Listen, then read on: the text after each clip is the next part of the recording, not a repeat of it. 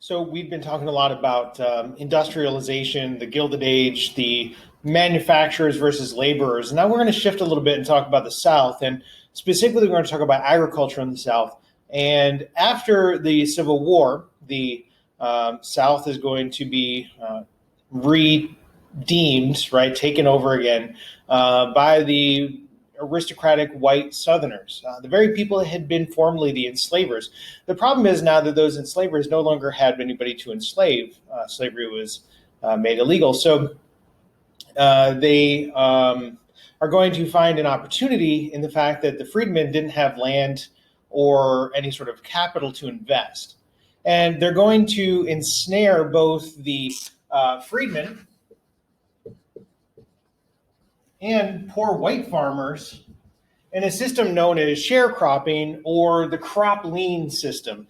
In other words, the freedmen and the poor white farmers are going to be living on the very same fields or in the same area that they had previously been enslaved. And they're going to be working the land of those previous enslavers. But because they don't have any capital to start with, they needed to borrow. They don't have any money to pay back. So what they're going to do is pay off their debts with a portion of their crop. And they're going to be living on the land that was their former enslavement.